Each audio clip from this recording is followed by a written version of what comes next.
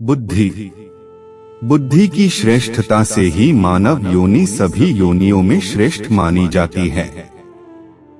आज का मानव बुद्धि के बल से आकाश में उड़ता है, जल के भीतर पनडुब्बी द्वारा कई कई माह तक रह लेता है, चंद्रमा जैसे उपग्रह तक पहुंच गया है।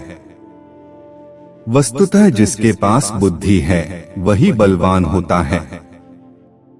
आध्यात्मिक क्षेत्र में शुद्ध बुद्धि के बिना तो कुछ भी नहीं हो सकता।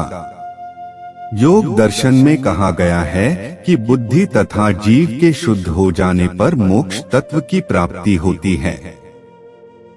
शुद्ध बुद्धि के लिए पूर्ण सात्विक आहार, ध्यान तथा शुद्ध ज्ञान की आवश्यकता होती है। समाधि की अवस्था में जिस ऋतंभरा प्रज्ञा, सत्य को ग्रहण करने वाली यथार्थ बुद्धि की प्राप्ति होती है, उसके द्वारा ब्रह्मा साक्षात्कार का मार्ग सरल हो जाता है।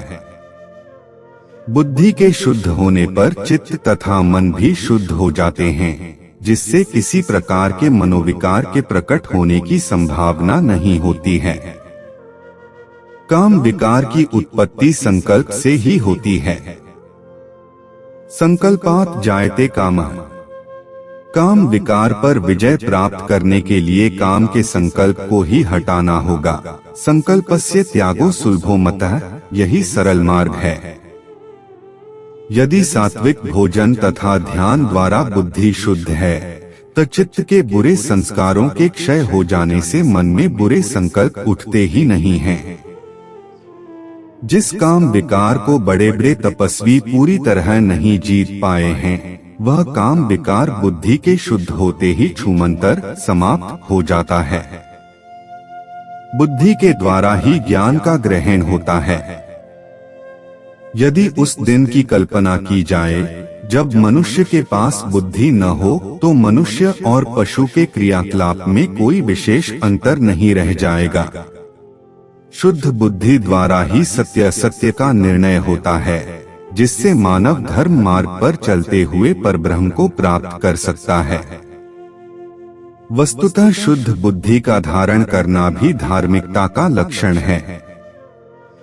बुद्धिविहीन व्यक्ति जब स्वाध्याय तथा सत्संग का लाभ नहीं ले सकता, तो ऐसी स्थिति में आध्यात्मिक उन्नति की कल्पना व्यर्थ है। जागृत बुद्धि द्वारा ही परब्रह्म की पहचान होती है। साथ मलीने सांभलो, जागी करो विचार, जेने अजवालु आकर्यु, परखो पुरुष ए पार। ग्रंथ रास प्रकरण 1 चौपाई 46। इस मायावी ब्रह्मांड में सबकी बुद्धि स्वप्नमयी है।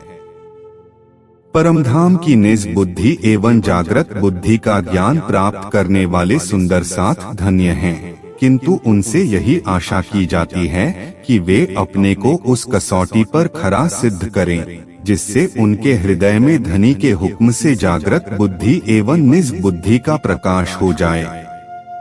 निज बुध आवे अज्ञाए, तोलो न छूटे मोह। आत्म तो अंधेर में, सो बुध बिना बल न होए। ग्रंथ कलश हिंदुस्तानी प्रकरण 1 चौपाई 36। युगल स्वरूप को चित्त में बसाने पर ही हम जागृत बुद्धि को अपने हृदय में स्थापित करा पाएंगे, जो हमारे जीवन का एक विशिष्ट लक्ष्य होना चाहिए। प्रेम प्रणाम जी सुंदर साथ जी। अगला भाग हम अगले एपिसोड में सुनेंगे। प्रणाम जी।